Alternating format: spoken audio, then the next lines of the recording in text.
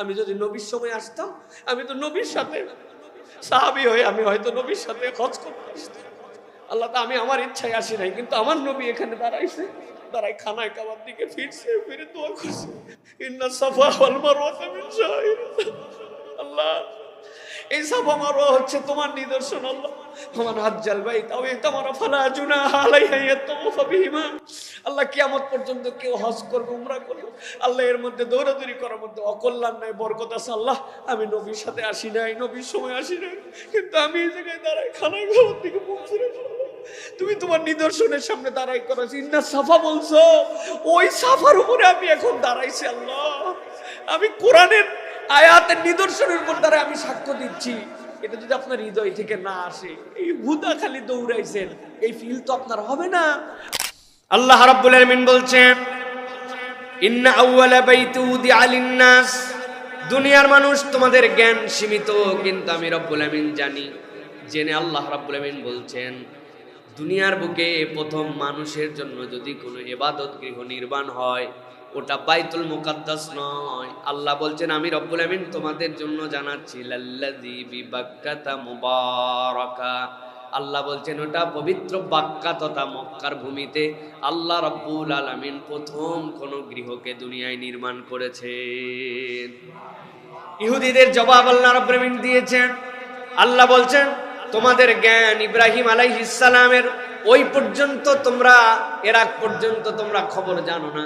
কিন্তু আল্লাহ রাব্বুল আলামিন বলছেন, এই ঘরকে কেবলমাত্র আমি নির্মাণই করি নাই, আমি দুনিয়ার মানুষের জন্য সিলেক্ট করেছি তিনটা দিক দিয়ে মুবারাকা। এইটা হচ্ছে বরকতপূর্ণ, 2 নম্বর হচ্ছে হুদা, এইটা হচ্ছে দুনিয়ার মানুষের জন্য পথ প্রদর্শন, আর 3 নম্বর হচ্ছে আল্লাহ রাব্বুল আলামিনের কাছে মকবুল একটা ইবাদতের স্থান। আল্লাহ কোরআনুল কারীমের মধ্যে এই জন্য বলছেন, ইন্না আউওয়ালা বাইতিন উদিআ লিন-নাস লাল্লাযী বিবাক্কাতা মুবারাকান ওয়া হুদাল লিল আলামিন।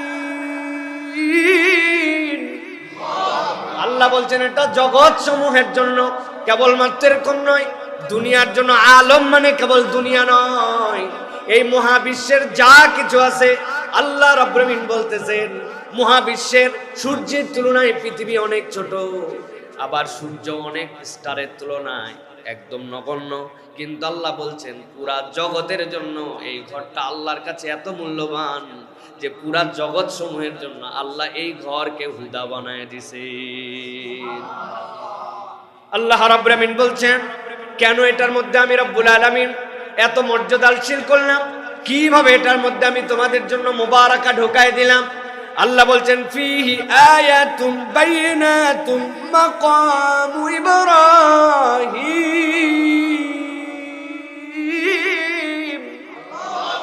আল্লাহ বলছেন, দুনিয়ার মানুষ জেনে রাখো, এর মধ্যে আল্লাহর নিদর্শন আছে, এর মধ্যে আল্লাহ রাব্বুল আমিন মাকামে ইব্রাহিমকে রেখেছেন।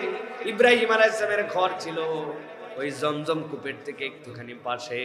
আল্লাহ রাব্বুল আমিন বলছেন, এটা যেরকম নিদর্শন হিসাবে রেখেছেন, পরবর্তীতে আল্লাহ রাব্বুল আমিন এই ঘর নির্মাণ করার দায়িত্ব দিয়েছিলেন ইব্রাহিম আলাইহিস সালামকে।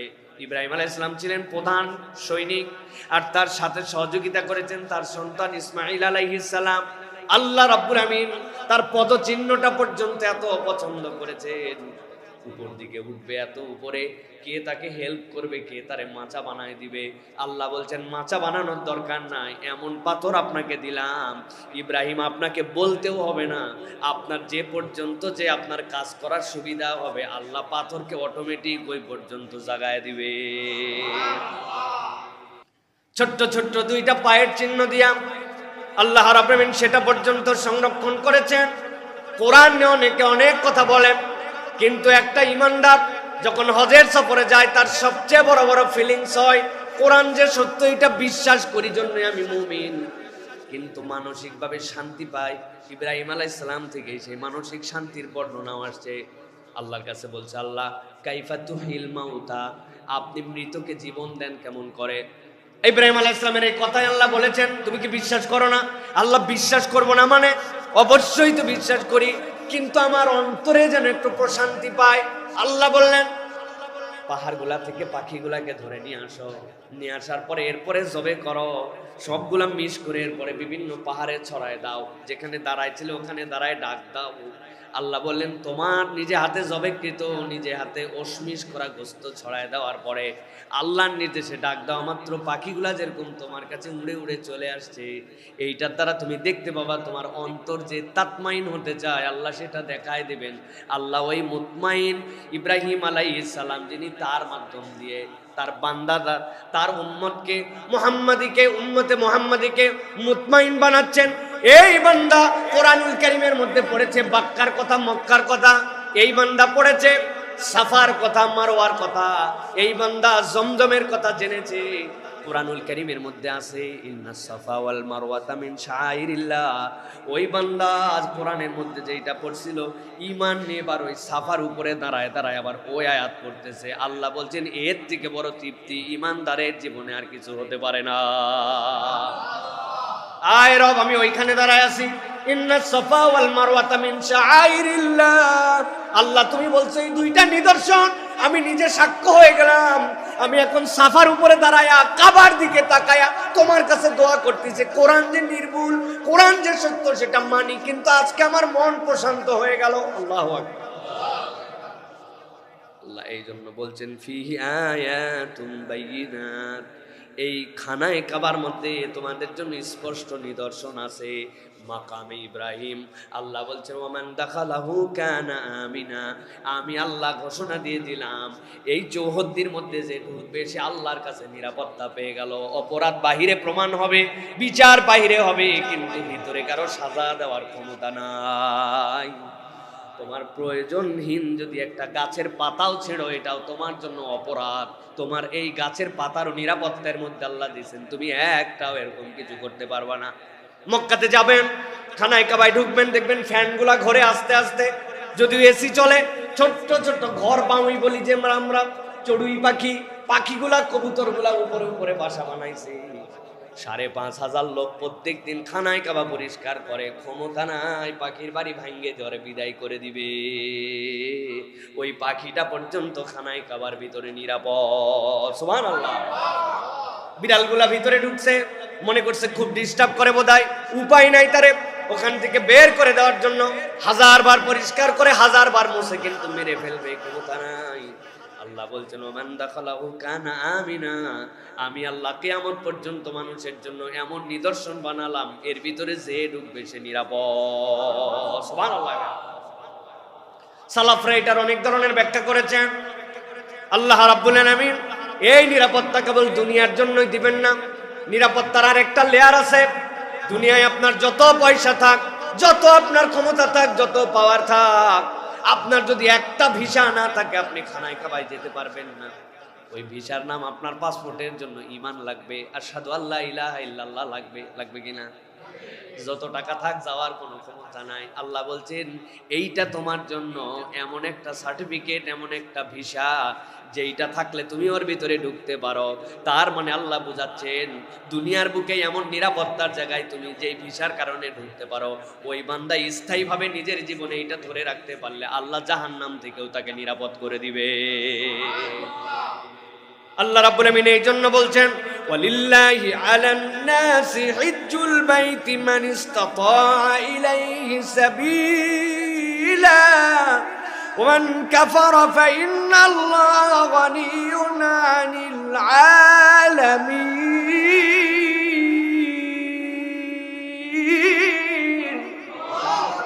আল্লাহ বলছেন ক্ষমতা যদি তোমার থাকে, যাওয়ার মতো কেবল সামর্থ্য যদি তোমার হয়ে যায়, হেলা করো না, দেরি করো না, অপেক্ষা করো না। আল্লাহ বলছেন আল্লাহর ঘরের মধ্যে হজ করার জন্য চলে যাও। যাওয়ার সামর্থ্য যদি থাকে, আসারটা আল্লাহ বলেন নাই, যাওয়ার ক্যাপাসিটি দেখলে চলে যাও। আল্লাহ বলছেন এটা আল্লাহর পক্ষ থেকে তোমাদের জন্য বড় বেশি অফার। মনে করো না হজ করে তুমি আল্লাহর বিরাট কিছু করে ফেলতেছ। এই বোধ যদি তোমার থাকে, তুমি বোকার স্বর্গের মধ্যে বাস করতেছ। আল্লাহ নিজের পরিচয় দিচ্ছেন ওয়ামান কাফারা ফাইন্নাল্লাহা গানিয়্যুন আনিল আলামিন। আর তোমার রব এমন গনি, কেউ যদি যেতে না চায় না যাক, আল্লাহ দুনিয়ার দিকে মুখাপেক্ষী নয়। তার মানে হজ করো তোমার স্বার্থে, তোমার উন্নতির জন্য, তোমার কল্যাণের জন্য। এই জন্য প্রিয় ভাইরা, হজ মোস্ট সিগনিফিক্যান্ট একটা আমাদের ইবাদত, সবচেয়ে আল্লাহ রাব্বুল আলামিনের পক্ষ থেকে বান্দাদের জন্য বেস্ট উইশ। আল্লাহ রাব্বুল আলামিনের পক্ষ থেকে ঈমানদারদের জন্য সবচেয়ে ভ্যালুয়েবল গিফট হচ্ছে কোন ঈমানদার হজ করেছে।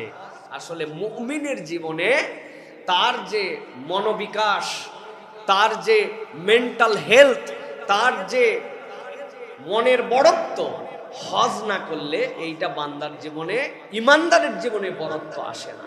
কেননা আল্লাহ রাব্বুল আলামিন এখানে সামগ্রিকভাবে এমন একটা সম্মেলন ঘটান, সে বহু রূপ, বহু কালচার, বহু অ্যাটিটিউড, বহু বর্ণ, বহু গোত্র, বহু এলাকা, বহুবিধ আচরণের মানুষ সে সেখানে দেখতে পায়। তখন সে বুঝতে পারে আমি তো কুয়ার ব্যাং না, আমি তো মহাসাগরের প্রতিনিধিত্ব করতেছি। এই বোটটা খানায় খাবায় না গেলে হয় না। সুবহানাল্লাহ। অনেক হাজী সাহেবরা যখন তাওয়াফ করতে যান, যাওয়ার পরে আল্লাহ এত লোক, এত ভিড়। আমার আব্বা আমাকে বলতেন, খবরদার বাবা, এই কথা বলা যাবে না। তুমি প্রধানমন্ত্রীর সমাবেশে লোক হলে খুশি হয়ে যাও, তোমার বাৎসরিক মাহফিলে লোক হলে তুমি খুশি হয়ে যাও, হ্যাঁ? তোমার নেতার সমাবেশে লোক দেখলে তুমি বলো, ওরে বাবারে বাবা, আমার সমাবেশে, আমার দলের সমাবেশে, আমার পার্টির, আমার মাহফিলে এত লোক, এখানে তুমি খুশি হও। আর এখানে আল্লাহর দলের লোক দেখে তোমার ভয় করে কেন? তুমি বরং বলো সুবহানাল্লাহ, আল্লাহর দলে এত লোক, আমিও শামিল হয়ে গেলাম, দেখবা তোমার সব কাজ সহজ হয়ে যাবে। সুবহানাল্লাহ। অতএব প্রিয় ভাইয়েরা, এই বোধ, এই ভালোবাসা, এই ফিলিংস হজে না গেলে জাগ্রত হয় না। আমরা আসলে হজের মাধ্যমে কি অর্জন করি? আমি কি নোট হিসাবে বলবো, 6টা জিনিস আমরা হজের মাধ্যমে অর্জন করি। হজের মাধ্যমে ব্যক্তির মানসিকতার প্রশস্ততা লাভ হয়, যেটা অন্য কোনো মাধ্যমে এই প্রশস্ততা আসে না। 2 নম্বর, বৃহৎ মানব গোষ্ঠীর সকল জাতি, ধর্ম, বর্ণের মানুষজনের সাথে এক জায়গাতে মিলন হয়, যেটা হজ ছাড়া আর কোনো সমাবেশে হয় না। 3 নম্বরে, বর্ণগত, ভাষাগত, দেশগত, জাতিগত হিংসা, বিদ্বেষ, রেষারেষি মানুষ ভুলে যায়। ভুলে যে আমি যে ঈমানদার, আমার ঈমানের ভ্রাতৃত্ব যে কত গুরুত্বপূর্ণ, এটা হজের সমাবেশ ছাড়া মানুষ অনুভব করতে পারে না। 4 নম্বরে, মুসলিম জাতির মাঝে পরস্পর আমরা যে বিভিন্ন অঞ্চলগত পার্থক্যের কারণে আমরা যে আসলে দূরে নয়, বরং আমরা সকলে এক, এই ফিলিংসটা হজের সফরে হয়। এরপরে যেটি হয় সেটা হচ্ছে জাতিগত হিংসা আমাদের মধ্যে, জাতীয়তাবাদ আমাদের মধ্যে, এইগুলো আমাদেরকে বিভিন্ন গোষ্ঠী প্রীতিতে নিয়ে আসছে। এখান থেকে বান্দা বেরোতে পারে। সর্বশেষ, আমার রব যে কত মহান, এই রবের মহানত্ব নিজের চোখ দিয়ে এই জায়গাতে দেখা যায়। সুবহানাল্লাহ। অতএব প্রিয় ভাইয়েরা, এটা হচ্ছে আমাদের জন্য হজের অন্যতম আল্লাহ রাব্বুল আমিনের পক্ষ থেকে দেওয়া নিদর্শনের একটা। এবার আমরা যে প্রসঙ্গে কথা বলতে চাই সেটা হচ্ছে, কেন হজে যাচ্ছি? একজনকে যদি বলা হয় কেন হজে যাচ্ছেন, সে নানান উত্তর দিতে পারে। আমি সওয়াব কামাইয়ের জন্য যাচ্ছি, আল্লাহ টাকা পয়সা দিছে, শেষ বয়সে হজ ফরজ হয়েছে, তাই হজে যাচ্ছি। আসলে আপনি হজে কেন যাচ্ছেন, এই নিয়তটা জানা এবং শেখা আমাদের জন্য অনেক গুরুত্বপূর্ণ। কেননা বান্দার জীবনে নিয়তের দাম সবচেয়ে বেশি। এটা যদি আমাদের ক্লিয়ার না হয় তাহলে হজ হয়ে যায়, কিন্তু আমরা দেখি এই মানুষের মধ্যে অনেক ধরনের আচরণ, তারপরেও পরিবর্তন হয় না। হজ কেন যাচ্ছে আমরা যদি দেখি, কুরআনুল কারীম আমাদেরকে যে কথা বলছে সেটি হচ্ছে যে হজে মূলত আমরা যাচ্ছি আমিত্বকে বিসর্জন দিয়ে মানুষ হিসাবে নিজেকে দ্বিতীয়বার পূর্ণতা দিতে। আমি মানুষ, হাত পায়ে মানুষ, চোখ কানে মানুষ, নামে মানুষ, পরিচয়ে মানুষ, কিন্তু মানুষের যে একটা পূর্ণতা আছে, তার আত্মিক যে একটা চূড়ান্ত স্বকীয় উপস্থাপন আছে, সেটা হজ ছাড়া হয় না। সেটা কিভাবে হয়? আমিত্বের বিসর্জন দিয়ে মানুষ হিসাবে নিজেকে পূর্ণতা দেওয়ার জন্য হজের সফর। দেখেন আল্লাহ কি বলছেন। আল্লাহ রাব্বুল আমিন বলছেন, আল হাজ্জু আশহুরুম মা'লুমাত, হজের মাসগুলো সুবিদিত। ফামান ফারাদা ফীহিন্নাল হাজ্জ ফালা রাফাসা ওয়ালা ফুসুকা ওয়ালা জিদালা ফিল হজ ওয়ামা তাফআলু মিন খায়রিন ইয়ালামুহুল্লাহ। আল্লাহ বলছেন, ও দুনিয়ার মানুষ, হজের মাসগুলো সুবিদিত, ভালো করে খেয়াল করেন। কেন হজে যাচ্ছে এটা আমি বুঝি না। আল্লাহ রাব্বুল আমিন বলছেন, হজের মাসগুলা নির্ধারিত। হজের মাস মূলত 3টা। হজের 3 তারিখ আলাদা, হজ 9 জিলহজে হয়, সেটা ইয়াউমুল আরাফাতে। কিন্তু হজের মাসের মধ্যে আল্লাহ বলছেন তুমি যে একটা মানুষ হিসেবে নিজেকে পূর্ণতা দিতে যাচ্ছ, তার জন্য তোমাকে বুঝতে হবে। আল্লাহ বলছেন ফামান ফারাদা ফিহিন্নাল হজ, তোমাদের করে যদি হজ ফরজ হয়ে যায়, আল্লাহ বলছেন আমি দায়িত্ব দিলাম, ফালা রাফাসা, তুমি আর কোন রকম রফাস, অশ্লীলতা, অসভ্যতা, এটার সাথে তোমার কোনো সম্পর্ক থাকবে না। ওয়ালা ফুসুল, আল্লাহ রাব্বুল আলামিনের সুস্পষ্ট যে নির্দেশনা, ওই নির্দেশনা থেকে তুমি ফিস করতে পারবে না। আল্লাহ যা করতে বলেছেন সেখান থেকে দূরে আসো, যা নিষেধ করেছেন সেটাও করো। আল্লাহর প্রকাশ্য বিরোধিতা করা হচ্ছে ফাসিকি করা, এইটার সাথে তোমার সম্পর্ক থাকবে না। 3 নম্বরে আল্লাহ বলছেন ওয়ালা জিদালা ফিল হজ, ঝগড়া বিবাদ তোমার জীবনে আর থাকবে না। এইটা কেবল হজের দিনে নয়, আল্লাহ বলছেন হজের মাস সমূহে তোমার জন্যই প্র্যাকটিস। এই বান্দার কোনো প্রস্তুতি নাই, কেবলমাত্র এয়ারপোর্টে গেছে, জামা কাপড় খুলে এহরামের কাপড় পরে রওনা হয়েছে। আগে তারও যাও গরম কম ছিল, এখন এহরাম পরার পরের থেকে চূড়ান্ত গরম, ভাবি আলাদা, হজে যাচ্ছি। কারণ কি? আগের কোনো প্রস্তুতি নাই। হজে কেন যাচ্ছে এই তবিয়তটা তার মধ্যে গড়ে ওঠে নাই। এহরামের কাপড় একমাত্র হজের জন্য আপনার সিম্বল নয়। আল্লাহ বলছেন এই 3টা অ্যাক্টিভিটিস যার জীবনে ত্যাগ আছে, তার জন্য হজের প্র্যাকটিস শুরু। আল্লাহ রাব্বুল আমিন এরপরে বলছেন দুনিয়ার মানুষ জেনে রাখো, ওয়া মা তাফআলু মিন খাইরিন ইয়ালামুহুল্লাহ, তুমি যা কিছু কল্যাণকর করো যিনি জানেন তিনি তোমার রব। আল্লাহ বলছেন এবার আসো, ব্যাগ গুছাও, ব্যাগ গুছাও, তাজাওয়াদু, ব্যাগ গুছাও। আল্লাহ বলছেন ব্যাগ গুছাও।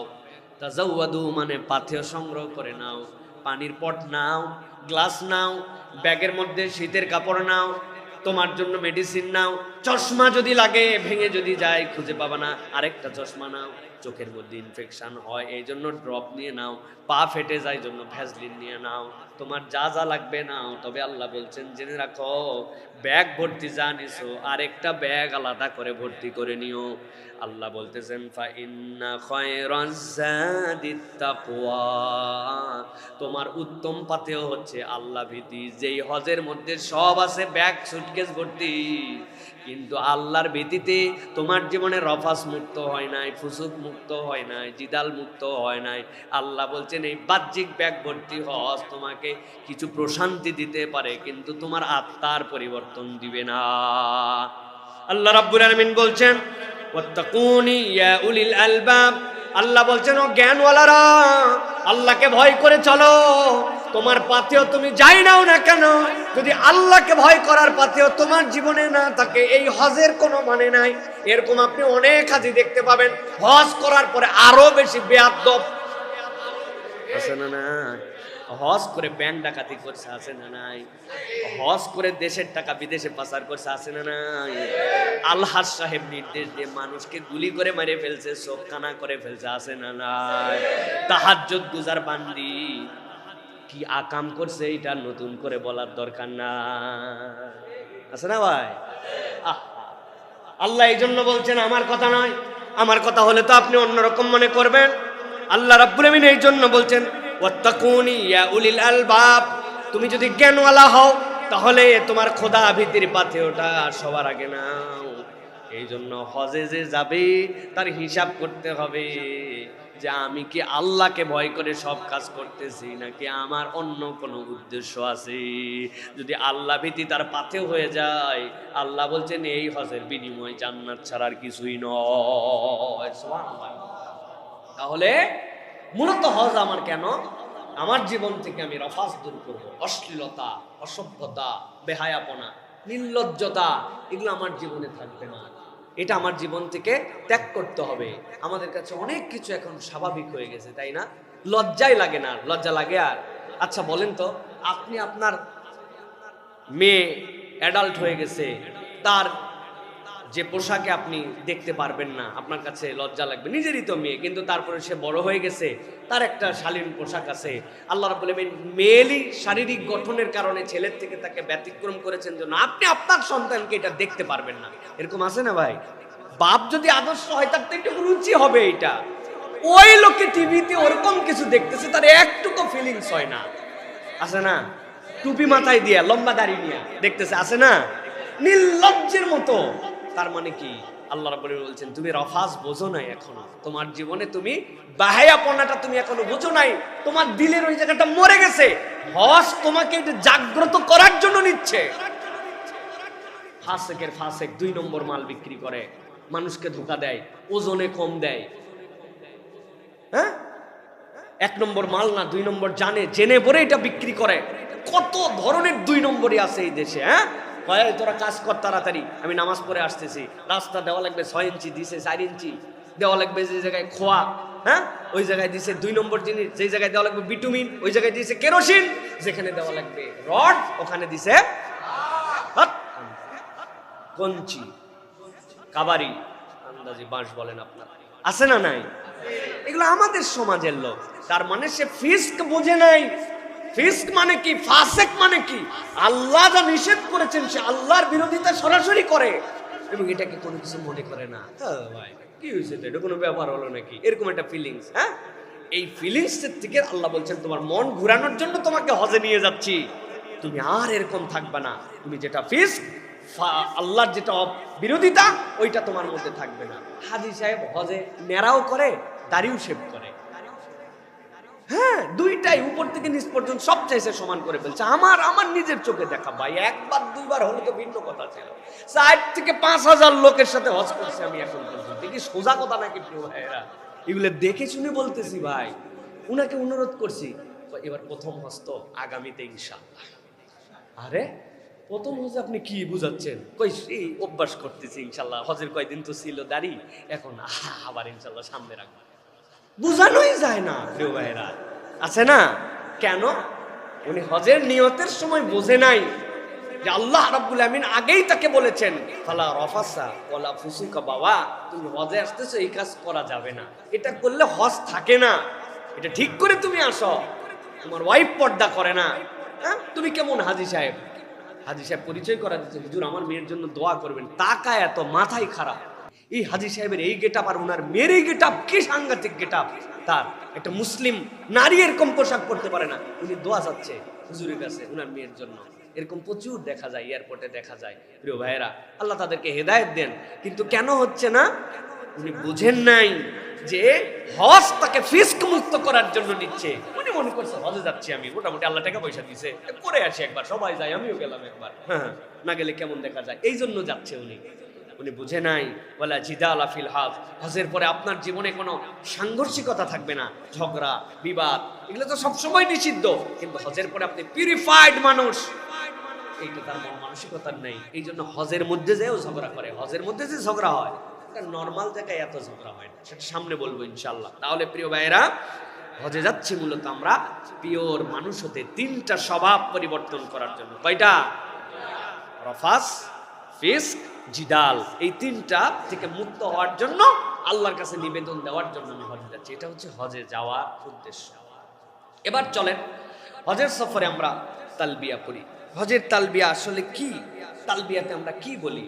প্রত্যেক রাষ্ট্রের একটা ন্যাশনাল অ্যানথেম আছে, জাতীয় সঙ্গীত আছে।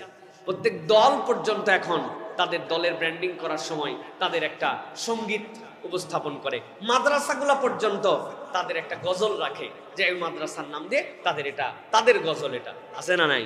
আল্লাহ রাব্বুল আমিন বলছেন তোমার হজ, এই হজেরও একটা সঙ্গীত আছে, হজেরও একটা আল্লাহর কাছে স্লোগান আছে। ওই স্লোগানটার নাম হচ্ছে তালবিয়া। ওই স্লোগানের নাম কি? তালবিয়া। বান্দা যদি বুঝে ফেলতো যে সে তার তালবিয়াতে কি বলে, তাহলে হজ বোঝা তার কাছে পান্তা ভাত হয়ে যেত। কিন্তু বান্দা এই তালবিয়াটাও তোতা পাখির মতো বলে, নিজেও বলে না। উনার মুআল্লিম বলে লাব্বাইক আল্লাহুম্মা লাব্বাইক, উনি পিছে পিছে বলে, উনি নিজেও জানে না এটা বলে না। উনার যখন বলার প্রয়োজন পড়ে তখন মুআল্লিমকে বলে হুজুর এটা পড়েন না তালবিয়া, আমি পড়ি। মানে আপনি হাজিরা দিচ্ছেন আরেকজনের মাধ্যম দিয়া, আপনার রোল 42, আপনি দোস্তকে বলে গেছেন আমি গেলাম, তুই কিন্তু হাজিরার সময় লাব্বাইক দিস। আমাদের টেন্ডেন্সিটা এই টাইপের হয়ে গেছে প্রিয়। অথচ তালবিয়া আমাদেরকে কি শিখায় দেখেন, আল্লাহ রাব্বুল কি বলছেন। আপনি যখন বলেন লাব্বাইক আল্লাহুম্মা লাব্বাইক, লাব্বাইক লা শারীকা লাকা লাব্বাইক, ইন্নাল হামদা ওয়ান নি'মাতা লাকা ওয়াল মুলক লা শারীকা লাক, বান্দা যখন তালবিয়ার মধ্যে প্রবেশ করে আল্লাহ রাব্বুল আমিনের কাছে এর থেকে বড় নিবেদন বান্দার জীবনে আর কিছু নাই। সে আল্লাহর কাছে বলতে চাল্লাম লাব্বাইক আল্লাহুম্মা লাব্বাইক, এই রব আমি আপনার কাছে হাজির। আয় রব্বুল আমিন কেবল হাজির নয়, লাব্বাইক লা শারীকা লাক লাব্বাইক, আমার মন ভরে নাই আল্লাহ, আপনাকে আরেকবার আমি বললাম এমন রবের কাছে আমি হাজির যার কোনো শরীক নাই। রব্বুল আমিন শরীক তো নাই মোটা দাগে বলে ফেলছি, কিন্তু শরীক যে নাই তার তিনটা জিনিস আপনাকে আলাদা করে বলে দেই।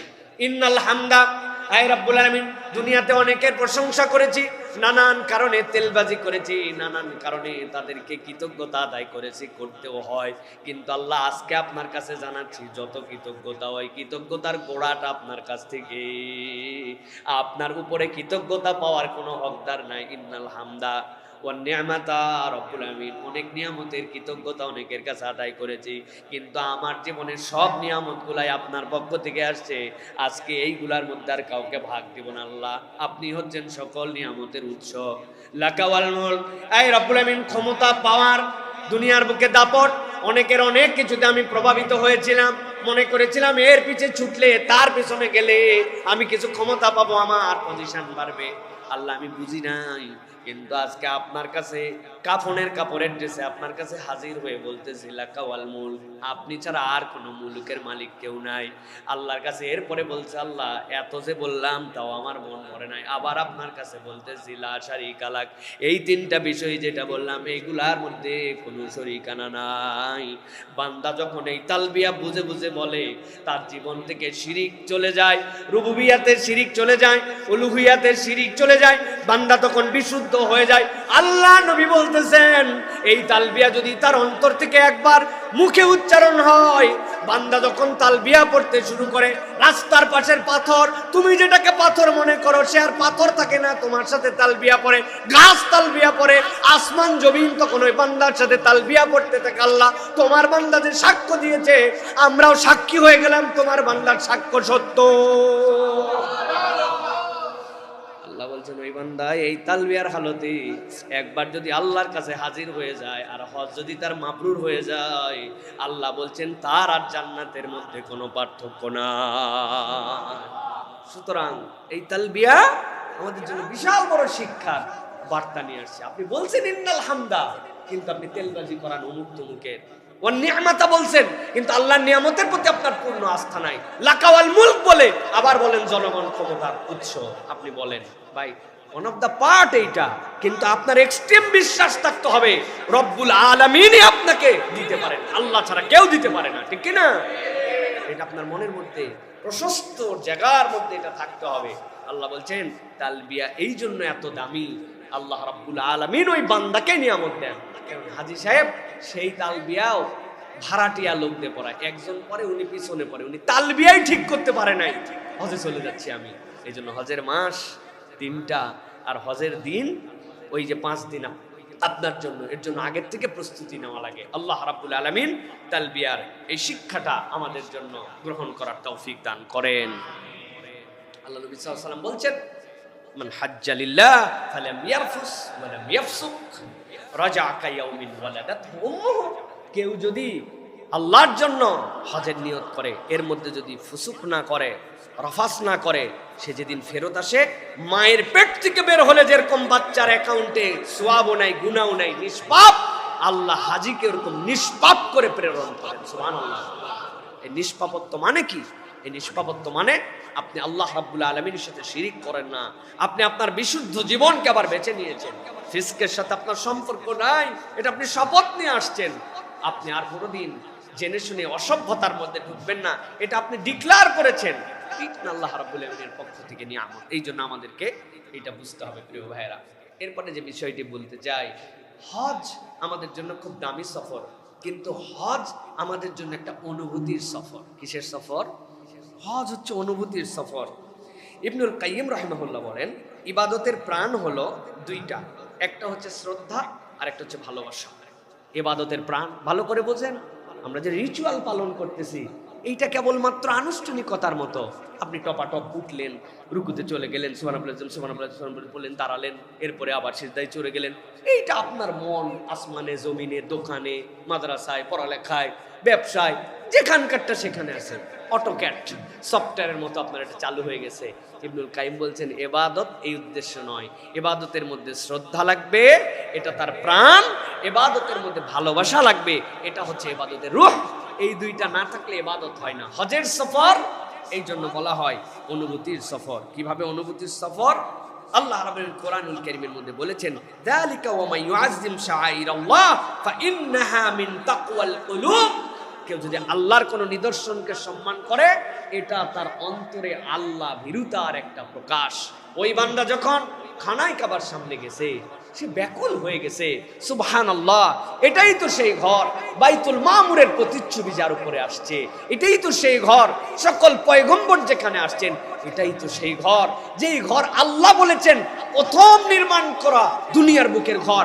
আল্লাহ, আমি তো সেই গোলাম, যেই গোলামকে এই চক্ষুর কোনো যোগ্যতা নাই, আমলের কোনো যোগ্যতা নাই, তুমি প্রথম ঘর আমাকে দেখায় দিলে। এটা কি আপনার কোনো ভাই ফিলিংস ছাড়া, অনুভূতি ছাড়া আপনাকে কেউ ভিন্নভাবে এই ফিলিংস জাগ্রত করাতে পারবে? আপনি যখন দেখতেছেন এই তো সেই জমজম, হযরতে হাজেরা দৌড়াচ্ছেন সাফা থেকে মারওয়া মরীচিকা, বুঝতেছেন চকচক করে সন্তান দাপাচ্ছে পানির জন্য, মারওয়ায় গেছেন, যাওয়ার পরে আবার উনি জানেন একটু আগেই তো রাস্তায় আসছি, আবার ঘুরে আসছেন সাফায়, দেখছেন না পানি নাই, আবার গেছেন। আর যখন মধ্যের জায়গাটুকু, যেই জায়গা থেকে খানায় কাবাটা স্পষ্ট দেখা যায়, ওই জায়গাটুকু যখন পার হচ্ছে, হাজী তখন বলে, আমার মা এখানে দৌড়াইছে তার সন্তানের পানির জন্য। আমি আল্লাহর কাছে বলি, রব্বিগফির ওয়ারহাম ওয়া আনতা আ'আজ্জুল আকরাম। আমিও দৌড়াই, আল্লাহ আল্লাহ, আমার তো এখন ওখানে পানির জন্য যাচ্ছি না, কিন্তু রব্বিগফির ওয়ারহাম, আল্লাহ তুমি আমারে ক্ষমা করে দাও, তুমি আমার প্রতি রহম করো। ওয়া আনতা আ'আজ্জুল আকরাম, আপনার থেকে সম্মানিত মর্যাদা মানার কেউ নাই, আল্লাহ আমি তো এই জন্য দৌড়াই। মা দৌড়াইয়া 7 বারে যখন আসছেন, আসার পরে এবার আর মারওয়ায় যায় না, সাফা থেকেই তাকায় দেখে সন্তান যেখানে ছিল ওই জায়গায় দেখি এখন চকচক করে, দৌড়ায় আসছেন, এসে দেখে যেই জায়গায় ইসমাইল পা দিয়ে থাবা দিচ্ছিল, আল্লাহ ওই জায়গার থেকে গলগলায় পানি বের করে দিছে।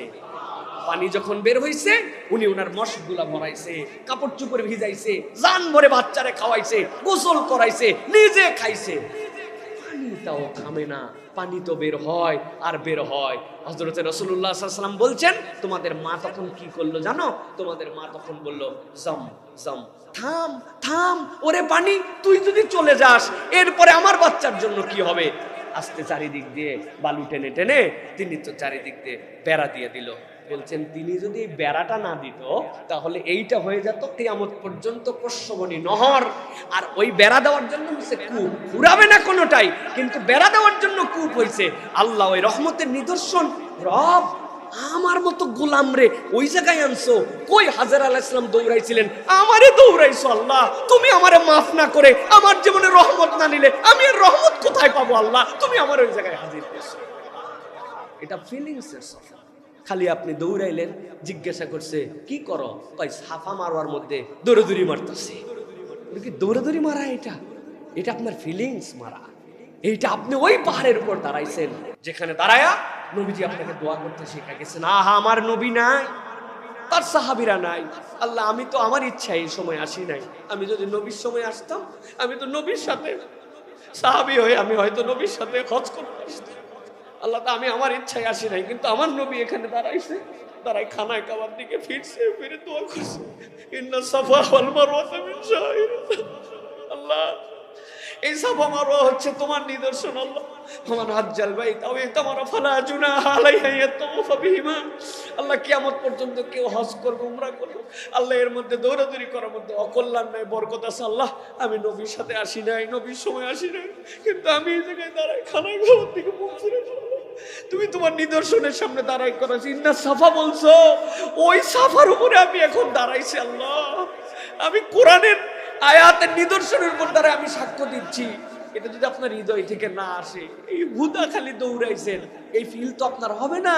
আল্লাহ এই জন্য বলছেন হজের সফর প্রতিটা মুহূর্তে তোমার জন্য হচ্ছে আল্লাহ রাব্বুল আলামিনের কাছে তোমার অনুভূতির সফর।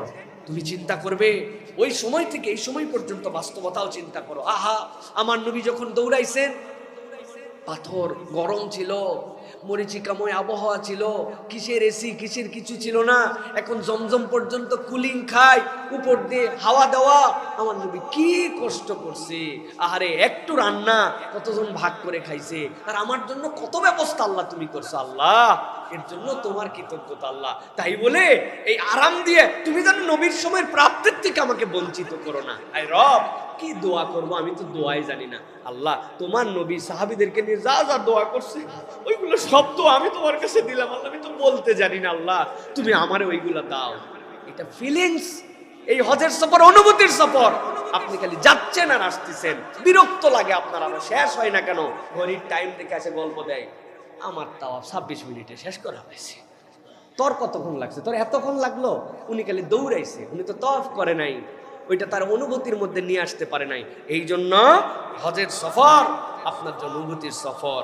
হারামের ভূমি, মিনা, মুজদালিফা, জমজম, হ্যাঁ, আপনি কাবা, আপনি যা দেখতেছেন মুজদালিফা, সেখানে আপনি শুয়ে গেছেন। আহা, কোনো ভেদাভেদ আর নাই। মিনার তাবুতে একটুখানি ছিল, আরাফাতের তাবুতে একটুখানি ছিল, আলাদা ছিল, হোটেলে একটু আলাদা ছিল, কিন্তু আমি হজ শেষ করার পর যখন আমি মুজদালিফায় শুয়ে গেছি, কোনো তাবু নাই। দুনিয়ার সব মিলিয়নিয়ার থেকে গরিব, ধনী থেকে গরিব, সাদা থেকে কালো, ইউরোপ থেকে বাংলাদেশ, আফ্রিকা থেকে শিক্ষিত থেকে অশিক্ষিত, হাফেজ মাওলানা, আলেম মুফতি, সবার থেকে অশিক্ষিত, সব ওই পাথরের মধ্যে শুয়ে গেছে। আল্লাহ, আমরা সবাই এক হয়ে গেছি।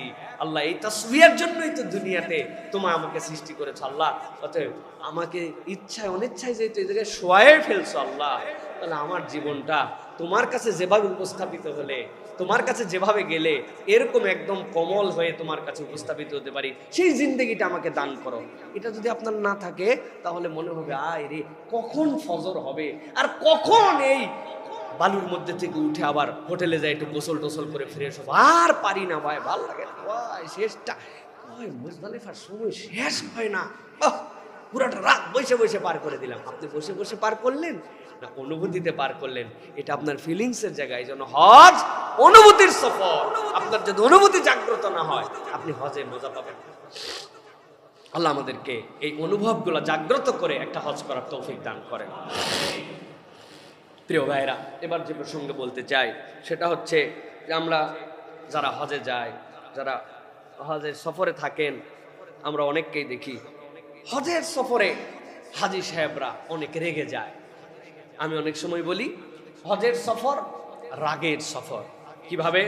ওরে বাবারে বাবা, হাজী সাহেব বাসে ওঠার থেকে মেজাজ খারাপ, টাকা সমান দিলাম, আমার সিট পিছনে হলো কেন? হ্যাঁ, বোতলের লিড খুলতে পারতেছে না, এত টাইট হয় নাকি? খোলার পরে গলা বরাবর পানি ছিল, একটু ধরতে লাগে, চাপ লাগে, হেরামের কাপড় পড়ছে, আরো চেতে গেছে। কি রে, এই লোকেই যে খেপা ধরছে, হজ ক্যাম্পে যাই আরো খেপা, প্লেনে উঠে আরো খেপা, প্লেনের বাথরুম থেকে বের হয় আরো খেপা। হ্যাঁ, বাথরুমের মধ্যে বদনা নাই, আহাম্মুক কোথাকার। হ্যাঁ, উনি খেপার কারণেও খেপে, না কারণেও খেপে, খালি রাগ আর রাগ, রাগ হোম হয়ে আছে। মুআল্লিমের উপরে খেপা, সবার উপরে খেপা। দোষ অনেকের আছে, মুআল্লিম, কোম্পানি ওয়াদা করছে, ওয়াদা খেলাপ করছে, অনেক কিছু, কিন্তু এই হাজী কখনো বিবেচনা করে না যে হাতি এত রাগে কেন। আমি আমার ক্ষুদ্র অভিজ্ঞতা আপনাদের কাছে বলতে চাই, হাজী রাগার কারণ আছে। আমি নিজেও দেখছি, আমার নিজেরও রাগ হয়ে যায় অনেক সময়। ব্যাপারটা কি? ব্যাপারটা খুব সহজ ভাই। সহজ হচ্ছে, হজের সফরে হাজীকে শয়তান অনেকভাবে গায়েল করার জন্য চেষ্টা করে। 50 বছর গুনাহ খাতা করছে, 60 বছরের অপরাধ। আল্লাহ বলছে আসবে, আসার পরে তার মায়ের পেটের থেকে বের হওয়ার মতো ভূমিষ্ঠ হয়ে যাবে। এই শয়তান 60 বছরের প্রজেক্টরে জাহান্নাম পর্যন্ত আনছে। শয়তানের মাথা ঠিক আছে? আর মাথা ঠিক নাই তো এখন, যে এতদিনের প্রজেক্ট আমার লস হয়ে যাচ্ছে। এক লোক বাজারে গেছে, আমি অনেক সময় উদাহরণের জন্য বলি, ওই লোকে যাওয়ার পর পকেটে একজন দেখছে, সব দেখা যায় পকেটে 50 টাকা, বোঝা যাচ্ছে 50 টাকার পার্টি, আরেকজন বান্ডিল আছে। তো চোর চিন্তা করবে ধরা খাইলে মার খাইলে দুটাইতেই মার হবে, তো চালাক চোর যদি হয় তাহলে ছোটখাটো প্রজেক্টে নাই, উনি বড় প্রজেক্ট, ঠিক কিনা? এখন বড় প্রজেক্টে চুরি করার সময় প্রয়োজনে পেটের মধ্যে ড্যাগার মারিয়ে দিবে, প্রয়োজনে বন্দুক মারিয়ে দিবে, যেমনি চুরি করা লাগবে আমার প্রস্তুতি আমার আছে। এই শয়তান চিন্তা করছে, এরে নামাজ রোজা হেন তেন কত কিছুতে গাফেল বানালাম, এখন এই বান্দা আল্লাহর কাছে আরাফাতে যাবে, এই ফিলিংসের সফর করবে, আল্লাহ তারে মাফ করে দিব। ঠিক আছে মাথায়। শয়তান তখন ওরে যদি প্ররোচনা দেয়, এই মক্কায় আসছিস, নামাজ বাদ দে, এত নামাজের কি দরকার আছে, এক ওয়াক্ত নামাজ পড়লে 1 লক্ষ রাকাতের সওয়াব, তুই বাদ দে। ওই লোক আরো আগে উঠবে যে রে বাবা ফজরে মনে উঠতে পারবো না, আজকে ঘুমাবোই না বাবা, ফজর পরে ঘুমাবো, আরো অ্যাক্টিভ। বাথরুমের মধ্যে ঢুকছে, ঢুকে দেখে একজন কোমরের বেল্ট খুলে ঝুলায় গোসল করছে, এই সেন্টাইনে দেখে ডলারও আছে, রিয়ালও আছে। চিন্তা করছে আল্লাহ দেয়, আলহামদুলিল্লাহ আমি হজের সফরে আসছি জন্য আল্লাহ ব্যবস্থা করছে টাকা, তাই ভাববে। ও আরো হাতে করে নিয়ে এসে চিন্তা, এই কোন আহাম্মক লোক এটা রেখে গেছেন এই জায়গায় টাকা পয়সা, এরকম করে রাখে নাকি? ও আরো বুঝাই দেওয়ার আগ পর্যন্ত তার মনে শান্তি নাই, কথা ঠিক কিনা? আবার বলবে গুনে দেখেন ভাই, না না না না, গুনে দেখা সুন্নত, আপনি গুনে দেখেন, বলবে কিনা? হ্যাঁ, তার মানে হ্যাঁ টাকা দিয়ে ধোকা দিতে পারে না, তারে নামাজ দিয়ে ধোকা দিতে পারে না, মিথ্যা দিয়ে ধোকা দিতে পারে না। শয়তান তখন কোন খেলা খেলে? রাগায় দাও, পরে খালি রাগায়। রাগের অনেক কারণ আছে, জলীয় বাষ্প, আমাদের এখানে তুলে ওখানে অন্যরকম এনভায়রনমেন্ট, আমার এখান থেকে ওইখানকার পরিবেশ, এক একজনের খাদ্যাভ্যাস এক এক রকম, নানান কারণ দেখায়া শয়তান এখন এর উস্কায় রাখছে, খালি রাখবে আর গালাগালি করবে, এরে গালাবে তরে গালাবে, এরে কথা বলবে তারে কথা বলবে। হজ যাওয়ার পরেই মক্কা শরীফে ঢুকে জিজ্ঞাসা করবে, আপনার হজ কেমন? ভালো। ভালো হজ মানে কেমনে? কাছে বাড়ি, ভালো খাবার।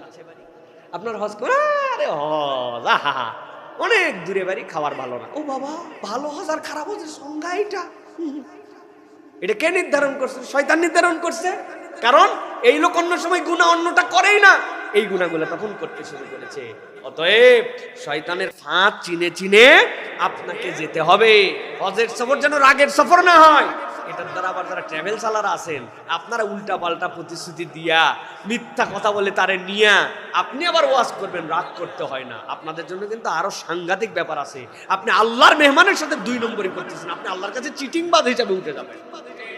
অর্থাৎ চেক এন্ড ব্যালেন্স করে চলতে হবে প্রিয় ভাইরা। তারপরেও আমার হজ আমি যেহেতু গেছি, আমাকে সর্বোচ্চ সংযম প্রদর্শনের জন্য চেষ্টা করতে হবে। আল্লাহ বলছেন, মান হাজ্জালিল্লাহ ফালাম ইয়ারফুস ওয়ালাম ইয়াফসুক রাজা কায়াউমিন ওয়ালাদাত উম্মুহু। আমি নিষ্পাপ হওয়ার জন্য গেছি, অতএব আমাকে আমার সংযমের সর্বোচ্চ মাত্রায় সব সময় সতর্ক থাকতে হবে। খালি ডানে বামে দিয়া আপনারা খালি উত্তেজিত করার জন্য চেষ্টা করবে, উত্তেজিত হওয়া যাবে না। নিজের হজ থেকে সংরক্ষণ করার জন্য চেষ্টা করতে হবে। প্রিয় ভাইয়েরা, এবার যে বিষয় আপনাদের কাছে বলে শেষ করতে চাই সেটি হচ্ছে, প্রিয় ভাইয়েরা, হজ যে আমরা করলাম, হজ আমাদেরকে একটা গিফট করে। আপনার কাছে আসছে মানুষজন, ভাই হজতে আসছেন, কি আছে? আপনি নিয়ে আইছেন তসবি, আপনি নিয়ে আসছেন খেজুর, জমজমের পানি। মানে কত দূর একজন হাজি 5 লিটারের বেশি জমজমের পানি আনতে পারে না।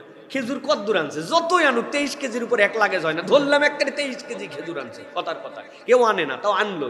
23 কেজি খেজুর, কত দূর খেজুর? আপনাদের পরিষদ, আপনাদের লোকজন খাওয়ায়া খোয়ায়া 7 দিনের মধ্যে বোন ভাই আত্মীয় স্বজন দিয়ে নিজেদের জন্য 2 কেজি রাখছিল, ওইখান থেকেও দিয়া বউ রাগ, হ্যাঁ বাড়ির পর্যন্ত খেজুর রাখলেন না, আগামী সামনে রোজায় খাবো মনে করছিলাম। যাই হোক, সব শেষ। 2-1 আস্তে আস্তে একজন বলছে, ভাই আমার বাচ্চাটা একটু অসুখ, জমজমের পানি আছে, কই ফুরাইছে, খেজুর নাই। এই 2-1 দিনের মধ্যে খবর হওয়ার পর আর কেউ হাজির কাছে যায় না, জমজম নাই, খেজুর নাই, হাজিও নাই, হাদিয়া শেষ। সময় আছে নাকি আপনার কাছে যাওয়ার? আশা করছিলাম আপনি আমাকে একটা জায়নামাজ দিবেন, সেটাও দেয় নাই। কি হাজিরা, খুব কৃপণ। বাবারে, হাজির ব্যক্তি যে কয়টা জায়নামাজ নিয়ে আসবে আপনার জন্য, কিন্তু উনি একটা আশা করছিল। এরকম আশা করছে কয়জন? মাত্র 150 জন। ঠেলা বোঝেন কি অবস্থা। এই যে আমাদের এই নিয়ামত শেষ, হাজির মর্যাদাও শেষ না। হজের হাদিয়াটা ভিন্ন হাদিয়া। কেউ যদি নিয়ে আসতে পারে, কিয়ামত পর্যন্ত তার হাদিয়া দেওয়া শেষ হবে না। আল্লাহ রাব্বুল আলামিন কোরআনুল কারীমের মধ্যে বলেছেন, আল্লাহ কি বলেছেন? আল্লাহ বলেছেন, ইন্না আউওয়ালা বাইতি উদিআ লিন-নাস লাল্লাযী বিবাক্কাতা মুবারাকা। আমি চ্যালেঞ্জ দিলাম, এটা তোমার জন্য মুবারাক, এটা হচ্ছে হুদাল লিল আলামিন, হুদা তোমার জন্য। ওই হাজী সাহেব খানায় কাবার পাশে গেছে। খানায় কাবার পাশে যাওয়ার পরে হজরে আসওয়াদ থেকে তাওয়াফ শুরু করছে। বিসমিল্লাহি আল্লাহু আকবার। কেন এই তাওয়াফ শুরু করলো? কেন আল্লাহু আকবার বলে সে খানায় কাবার পাশে গেল? আমার ওস্তাদ আরেকজন ছিলেন আব্দুল্লাহিল বাকি স্যার, তিনি বোঝানোর জন্য বলতেন, বাবারে তুই অসুস্থ হয়ে গেছিস, বুকের ব্যথা, হাত ব্যথা, হাত ফ্র্যাকচার হয়ে গেছে, ডাক্তারের কাছে। ডাক্তার একটা এক্সরে করছে, এক্সরে ফিল্ম দেখছে, আরে আল্লাহ আপনার তো হাতের এই জায়গার হাড্ডি বাঁকা হয়ে গেছে, অপারেশন করা লাগবে, ঠিক করা লাগবে। রিফ্লেকশন লাইটের পিছনে দিয়ে দেখতে পায়। আমি যখন খানায় কাবার সামনে যে হজরে আসওয়াদ, যেটা দুনিয়ার পাথর নয়, আসমান থেকে আল্লাহ রাব্বুল আলামিন প্রেরণ করেছিলেন, সে সাদা ছিল, কালো হয়ে গেছে। এই হজরে আসওয়াদের পাশ দিয়ে আমি ঘুরতে শুরু করেছি। খানায় কাবার গিলাফ কালো দিয়ে মোড়ানো, আমার গুনার রিফ্লেকশন খানায় কাবাতে করতেছে, আর আল্লাহ রাব্বুল আলামিন রহমত বান্দার উপর নাজিল করতেছেন। বান্দা ওই রহমতের উপরে আসতেছে, বান্দা ঘুরতেছে। এটা ঘোরা নয়, এটা তার জন্য জীবন্ত সালাত। এই সময় কথা বলা, বিনা প্রয়োজনে সেলফিবাজি করা, অযথা অযথা আলাপ করা কিচ্ছু নাই। আপনি চলন্ত সালাতের মধ্যে আছেন, আর এখানে এসে বলতেছেন রুকনে ইয়ামানি থেকে রব্বানা আতিনা ফিদ দুনিয়া হাসানা ওয়া ফিল আখিরাতি হাসানা ওয়া কিনা আযাবান নার ওয়াদখিলনাল জান্নাতা মাল আবরার ইয়া আজিজু ইয়া গফফার ইয়া কারীমু ইয়া সাত্তার ইয়া রহিমু ইয়া জব্বার ইয়া খালিকু ইয়া বার। বলতে বলতে আবার হজরে আসওয়াদ এসে আল্লাহু আকবার, আল্লাহ আমি ছোট, তুমি বড়। আল্লাহ বান্দা এরকম করে যখন ঘুরে আর ঘুরে, এটা কেবল ঘোরা নয়, সে রহমতের পাশে ঘোরা, তার দাওয়াতকে সে বুঝে নেওয়া। হাজি এসে বসে থাকবে না, সে আল্লাহর বরত্বের কথা বলে বেড়াবে, সে তাওহীদের প্রচারক হবে, সে দ্বীনের পক্ষে থাকবে। ইসলাম যেন দুনিয়া ব্যাপী বিস্তৃত হয়, আল্লাহর হুকুম যেন দুনিয়ায় বাস্তবতা হয়। মুনাফিকের জিন্দেগি বাদ দিয়ে আল্লাহর দিকে যাবে। এই হাদিয়া তার কিয়ামত পর্যন্ত হায়াত কালেও ফুরাবে না, ঠিক কিনা? আর উনি তবিল নিয়ে আসছে 5 কেজি জমজম, আর নিয়ে আসছে, এটা পুরাইছে। হাজিক কে ছিল আন্দাজ, ওর কাছে খেজুর নেই, কিছু নেই, উদামি জানেই নাকি, ওর কাছে যায় দরকার নেই। আমাদের অবস্থা তাই, কারণ আমি বুঝ করে আসতে পারি নাই, আমার তাওহীদ আমি ঠিক করে আসতে পারি নাই। এখন পর্যন্ত আমার মন পরিবর্তন হলো না, দুনিয়া পরিবর্তন হয়ে গেল। এখন পর্যন্ত আমি সেই এনতেনের সাপোর্ট করি, উমুক তুমুককে পছন্দ করি, তার তোমার উমুক তুমুকের আদর্শ আমার কাছে বাস্তবতা মনে হয়। আমার মন এখন পর্যন্ত স্বচ্ছ হয় নাই। তাহলে আপনার এই খানায় কাবার পাশে ঘুরাইয়া আপনার এক্সরেটা ভালো করে ওঠে না, আপনার ফিল্মটা দেখে ডাক্তার আসলে কিছু বুঝতেছে না। এই জন্য আল্লাহ বলছিলেন হজের সফরে যাওয়ার আগে 3টা সিদ্ধান্ত নিয়ে যাও, নিয়তটা পরিষ্কার করে যাও। অতএব হজের এই হাদিয়াটা আমাকে গ্রহণ করে নিয়ে আসতে হবে। হাজি বসবে না, হাজি ঘুরবে, হাজি আল্লাহর দাওয়াতকে পৌঁছায় দিবে, তার সারাউন্ডিং এর মধ্যে সে দ্বীনের জন্য চেষ্টা করবে। জীবন প্রত্যেকের নির্ধারিত, হায়াত শেষ, চলে যেতে হবে, কিন্তু আমি কদ্দূর পর্যন্ত আল্লাহর জন্য ডেডিকেশন রেখে যেতে পারছি, ওইটাই মানুষের আসল জীবন, ঠিক কিনা? কথাটা সবচেয়ে বাস্তব কথা। যে সময় আমি আসছিলাম, ওই সময় আমি কাঁদছিলাম, সবাই হাসছিল, তাই না? আহা, সাইফুল্লাহ হইছে, হ্যাঁ, বড় ছেলে আমার আব্দুর রহিম হইছে, আব্দুল্লাহ হইছে, হ্যাঁ, আমার ছেলে হইছে, আমার নাতি হইছে, সবাই খুশি। আর আমি দিছি কষা কান্দন, ওয়া ওয়া ওয়া, পাগল করে ফেলছি। কিন্তু আবার এমন একটা দিন আসবে, আমি চলে যাব, ওই সময় কেউ দেখবে না, কিন্তু আমার হাসিটা আল্লাহর সাথে মিলনের হাসি। আর দুনিয়াবাসী অভাব বোধ করে, আহারে এই লোকটা চলে গেল, আহারে এই মানুষটা হারায় ফেললাম, আহারে এই লোকটা থাকলে আরো কিছুদিন ভালো হতো, বলে কিনা এরকম লোক? আবার কতকের মরার পর আলহামদুলিল্লাহ বলে না, হ্যাঁ, মরার দোয়া আলহামদুলিল্লাহ। তো মানুষ যে বলে ইন্নালিল্লাহ না বলে আলহামদুলিল্লাহ বলে, কেন বলে? ওই যে আমরা ওই জীবনটা গঠন করতে পারি না। অথবা আমরা কোন জীবন গঠন করতে চাই? হজ আমাকে ওই তারবিয়াটা দেয়, তুমি আল্লাহর দিকে ঘুরবা, আল্লাহর জন্য ডেডিকেটেড হবা। হজের পরে হজ করেই যাচ্ছে মানুষ, এসেই যাচ্ছে মানুষ। 2 নম্বর আল হাজ, ব্যাংক চোর, নাম বললাম না, 7টা ব্যাংক খাই ফেলছে। উনার থেকে বড় হাজি কেউ নাই, রয়্যাল হাজি, রাষ্ট্রীয় হাজি, আছে না নাই? তা কেমনে কি হলো ভাই, বুঝলাম না তো, হলো না তো ভাই। আমরা তো তাহলে এটার সাথে কখনো সামগ্রিকভাবে আমরা হজ অনুভব করতে পারছি। আল্লাহ আমাদেরকে হজের এই বুঝ দান করেন, বল আল্লাহুম্মা আমিন। প্রিয় ভাইয়েরা,